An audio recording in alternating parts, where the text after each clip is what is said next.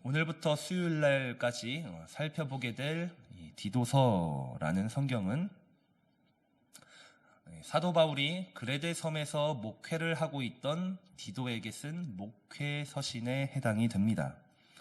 바울은 로마 감옥에 투옥이 되었다가 1차로 석방이 되는데 그때 이 제자 디도와 함께 그레데 섬을 방문하게 됩니다. 그래서 그곳에서 복음을 전하고 주님의 사랑을 전한 결과 그레데 섬에도 교회가 세워지게 되었고, 이제 바울은 먼저 그 섬을 떠나면서 이 젊은 목회자 디도를 섬에 남겨 두었습니다.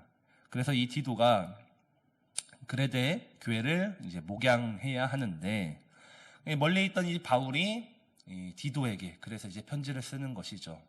그 섬의 여러 문제와 또한 여러 가지 상황을 고려하여서 실제적인 목회의 지침 사항들을 전달하게 되는데, 이 내용은 사실 짧지만 어느 정도의 신학적인 부분도 그리고 많은 실천 사항이 담긴 목회 서신이다라고 정리를 할 수 있겠습니다. 우리가 살펴보지는 않았지만 이제 디도서 1장이 주말에 나갔죠. 여기에는 좀 여러 가지 내용이 있어요. 교회에 이제 리더를 세울 때, 소위 장로를 위시한 지도자를 세울 때에 그들의 자격들에 대해서 한번 설명하였고, 또 그 당시에 만연하였던 거짓 교사들, 그들이 가지고 있는 특징은 무엇인지에 대해서도 알려주었고, 그래서 교회는 그 거짓 교사들을 방치하는 것이 아니라 어떻게 대항하여 맞서 싸워야 하는지 그 방법까지 알려주었습니다. 그리고 이제 오늘 본문이 시작이 됩니다. 바울은 이 목회자 디도에게 보다 좀 직접적인 권면을 하면서 2장이 시작되어지고 있습니다. 본문 1절을 보게 되면 오직 너는 바른 교훈에 합당한 것을 말하며 라고 기록이 되어 있죠. 우리가 보는 성경에는 생략이 되어 있는데 원문을 보면 이 접속사 그러나로 시작합니다. 그러나 오직 너는 바른 교훈에 합당한 것을 말하라 라는 것이죠. 이 바로 앞에 있는 내용은 뭐냐? 이 거짓 교사들에 대한 내용이에요. 이 거짓 교사들은 소위 헛된 말을 하는 사람들이고 성도들을 속이는 사람들이다. 갈라디아서의 표현을 빌려 사용하자면 그들은 다른 복음을 말하는 사람들이다. 그래서 성도들을 속이는 사람들이라는 것이죠. 그래서 이제 바울이 그러나 디도야, 너는 바른 교훈에 합당한 것을 말해야 한다. 목회자이기 때문에 디도에게는 맡겨진 성도와 공동체가 있기 때문에 너는 바른 교훈에 합당한 것을 말해야만 한다. 그들과는 달라야 한다라는 것이죠. 여기에서 바른 교훈에 합당한 것을 말하라 해서 바른 교훈은 성경에 기록된 것, 그리고 더 나아가 이 성경의 것들을 그리스도 중심적으로 해석하는 가르침을 의미하는 거예요. 바울이 계속해서 강조하였던 오직 복음과 은혜와 믿음, 그 복음이죠. 그리고 이 합당한 것이라는 것은 일관된, 모순 없는, 지조 있는 이라는 의미입니다. 따라서 이 말을 좀 더 풀어서 해석을 해보자면 바울은 디도에게 목회자인 디도야, 너는 성경 중심, 더 나아가 그리스도 예수의 중심 된 가르침을 성도들에게 가르쳐야 한다. 말을 해야 한다. 그러나 그 말은 너의 행동과 삶이 일치된, 모순이 없고 지조가 있는 그러한 삶이 동반되어야 한다라고 정리를 할 수 있다라는 것이죠.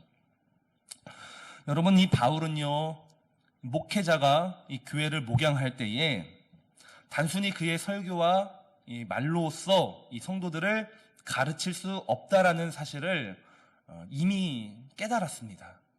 여러 복음의 현장들에 서 있었고 교회가 세워지는 모습들을 보았던 바울은 자신의 입술로만 이 성도들이 회심하고 성장한다, 그렇게 보지 않았다라는 것이죠. 복음을 전하는 것도 중요하겠지만 그 전한 복음과 함께 그 사람이 복음을 누리고 있는가? 복음이 실제로 그 사람이 경험하고 있는가? 그 사람이 정말 복음의 은혜를 알고 그 복음을 말하는가? 이 부분을 가장 주목했습니다.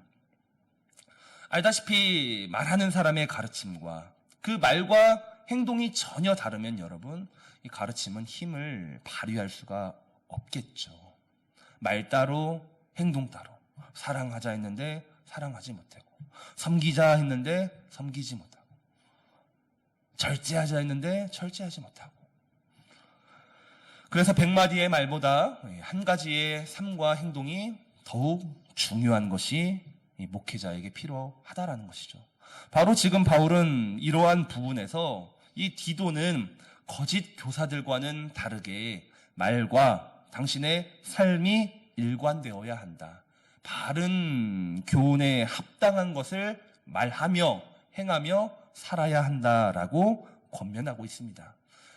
그러므로 이 부분을 묵상하면서 저는 한 사람의 목회자로서, 또한 여러분은 직분자요 성도로서 과연 우리는 이 말씀과 이 삶이 일관되기 위한 은혜를 구하며 살아가고 있는가 좀 돌아보아야 할 것입니다. 이 말씀을 선포한 저 역시도 오늘 하루를 살아갈 때에 과연 정말로 내가 일관되기 위해 어떠한 노력을 하고 또 어떠한 은혜를 구하고 있는지 부단히 애쓰며 돌아보아야 할 것이고, 여러분들도 마찬가지겠죠. 이것을 좀 기억했으면 좋겠고요. 두 번째로 살펴볼 내용은, 이제 바울은 디도에게 각 나이대별로 나누어진 여러 계층의 성도들에게 맞춤형 권면을 할 것을 가르치고 있습니다. 본문 2절부터 10절까지 보면 늙은 남자, 늙은 여자, 젊은 남자, 종들을 향하여서 여러 가르침의 내용들이 구분되고 있음을 알 수 있는데, 여기서 이제 종들을 향한 권면은 조금 생략을 하고요. 이제 늙은 남자, 늙은 여자, 젊은 남자를 향한 권면을 좀 간단하게 살펴보겠는데, 먼저 이 늙은 남자, 늙은 여자라고 했을 때에 우리가 좀 늙다고 하면 기분이 나쁘잖아요. 사실 이제 연장자를 가리키는 거예요. 이 교회 공동체 안에서 그래도 비교적 오래 살았고 삶의 경험이 농후한 어르신들을 가리키는 용어입니다. 먼저 이 늙은 남자를 향한 권면은 절제와 경건과 신중, 믿음과 사랑과 인내함에 온전해야 한다. 여기 절제라는 말은요, 술 취함의 반대말이에요. 술 취하다의 정반대말이 절제하다. 그리고 경건이라는 것은 다른 이들에게 존경받는 삶을 의미하는 거예요.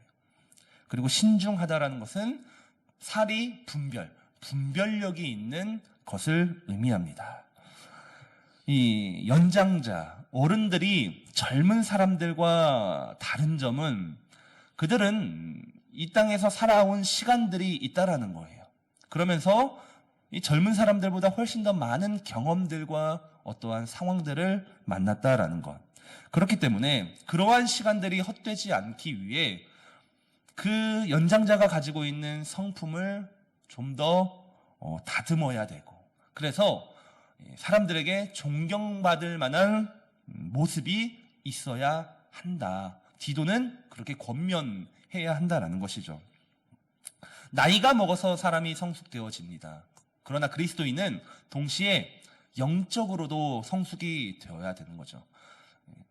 어린아이가 젖을 먹죠. 그러나 어른이 되어서도 젖을 먹을 수 없죠. 단단한 음식을 먹어야 되고 그 나이에 맞는 음식을 먹어서 성장해야 하는 것처럼 늙은 남자들, 연장자들은 이제 가장 기본적인 성경의 가르침에만 국한되는 것이 아니라 말씀을 더 깊이 듣고 깊이 묵상함으로써 이 영적으로도 성장이 되어야 된다. 하나님의 지혜도 구해야 되고 부단히 기도도 해야 되고 말씀도 열심히 봐야 된다.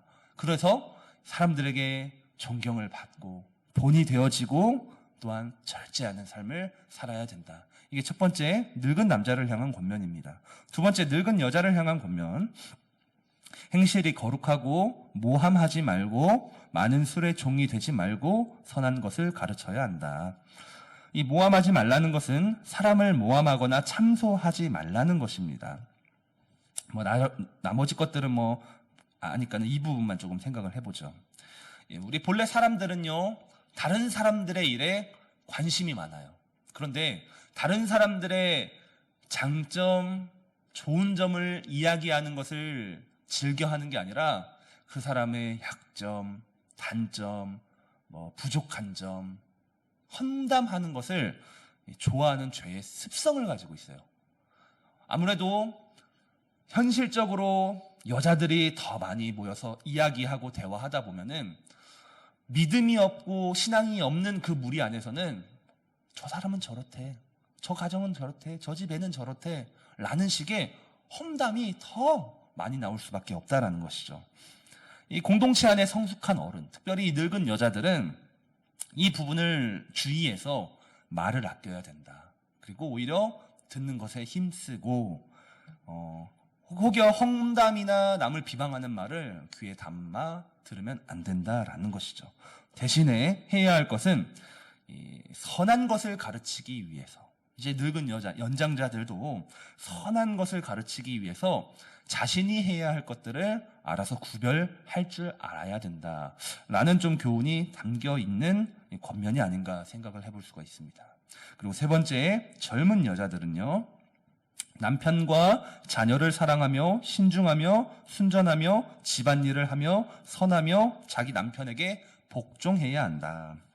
여기에서 볼 만한 내용은 집안일을 해야 한다라는 것인데, 이것은 단순히 젊은 여자가 가정에 국한되어 그 가정의 모든 일은 여자의 몫이다라는 것을 의미하는 것이 아니라 단순히 가정에 대한 책임을 강조한다라는 것이죠. 잘 아는 것처럼 가정은 남편이 있고 아내가 있고 자녀가 있는데 이 여자만의 몫이 아니라는 거예요.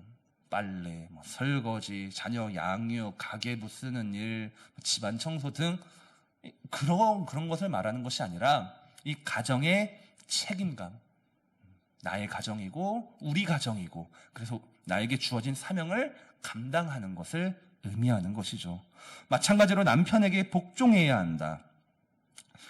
이 역시도 하나님이 만드신 창조 원리와 질서에 따라서 자발적으로 자신에게 주어진 사명과 책임을 다하면서 남편을 섬긴다라는 것이죠. 무작정 남편 아래 아내가 아니라 하나님의 그 원리와 질서를 기억하면서 책임을 다하는 삶을 살아야 한다. 이 젊은 여자들에게 주어진 권면입니다. 마지막으로 이 젊은 남자들은요, 신중하고 선한 일에 본이 되며 부패하지 않고 단정하며 바른 말을 해야 한다. 젊은 남자들은 세상 속에서 살아갈 수밖에 없어요. 자신의 직장이 있고 혹은 사업이 있고 삶의 현장이 있을 때에 다른 사람들이 나를 볼 때 비난할 수 없도록, 다른 사람들이 나를 바라볼 때 정죄하지 못하도록 바른 교훈에 근거한 행함과 실천이 있는 삶을 살아야 한다. 어느 면에서는 목회자에게 요구한 그 내용이 일맥상통하고 있습니다. 따라서 이 늙은 남자, 여자, 젊은 여자, 남자에게 주어진 이 권면은요, 하나같이 그 공동체의 목회자가 먼저 그렇게 살고 본이 되고 모델이 되어 섬기며 그렇게 바른 교훈에 합당한 삶을 살아갈 때에 모두가 그렇게 살아갈 수 있다라는 좀 결론에 도달할 수 있다라는 것이죠. 성도는 어쨌든 목회자를 바라보며 닮아갈 수밖에 없어요. 그렇기 때문에 목회자가 먼저 바로 서야 하고 그렇게 살아내야 한다라는 것이죠. 그리고 성도는 그 삶을 성경과 함께 바라보면서 닮아가게 된다. 그래서 나 한 사람의 삶이 정말로 중요하다라는 결론에 다다르게 된다라는 것이죠. 이제 마지막으로, 그렇다면 성도와 그리스도인이 그렇게 살아가야 될 이유가 무엇인가? 지금까지는 어떻게 살아가야 하는가라는 방식을 설명했다면, 그러면 왜 그렇게 살아가야 하는가? 이유. 바울은 이렇게 말하죠. 11절을 보면 모든 사람에게 구원을 주시는 하나님의 은혜가 나타났다라는 것입니다. 이유는 한 가지예요. 하나님의 은혜 때문이다. 하나님이 우리에게 은혜 주셨기 때문에 그리스도인과 성도는 그렇게 살아갈 수 있다라는 거예요. 하나님 은혜의 절정은요, 바로 예수 그리스도죠. 하나님이 우리에게 은혜 주셨는데 은혜의 절정은 예수 그리스도다. 예수 그리스도의 십자가와 죽음과 그분의 부활을 묵상하게 되면 그 십자가 죽음과 부활 안에는 하나님의 사랑도 있고 또한 우리를 섬기는 본이 되었고 그리고 경건의 능력이 담겨 있다라는 거예요. 예수님이 이미 그렇게 살았기 때문에 그분의 십자가 죽음과 부활을 보면은 우리는 그렇게 살아가야 할 이유도 찾을 수 있을 뿐더러 또한 그 십자가의 복음에 담겨 있는 경건의 능력도 우리에게 주어지게 될 것이다. 따라서 목회자든 물론 성도가 이 오늘 말씀의 권면처럼 살아가는 것은 결국 내가 살아가는 것이 아니라는 것이죠. 십자가 예수를 바라보면서 그분이 그 십자가에서 이루신 그 모든 것을 묵상하면서 그 안에 담겨져 있는 경건의 능력이 나에게도 주어진다라는 거예요. 우리는 그렇게 살아갈 수 없지만 섬길 수 없고 절제할 수 없고 남을 사랑할 수 없지만 주님은 우리가 그렇게 살아갈 수 있도록 힘과 능력을 주시기 때문에 오늘도 주님을 바라보며 주님 안에서 맡겨진 성도의 삶을 살아갈 수 있다라는 최종적인 결론에 도달하게 됩니다. 사랑하는 성도 여러분, 우리가 여러 가지 교훈들을 오늘 묵상을 해보았습니다. 오늘도 은혜를 구하면서 말과 행동이 일치되는 이 성도의 삶을 구하고 또한 내 연령대가 속한 그 교훈을 잘 묵상하시면서 오늘도 성도의 본이 되고 모범이 되는 모든 성도님들 되기를 예수님 이름으로 간절히 축복합니다. 아멘.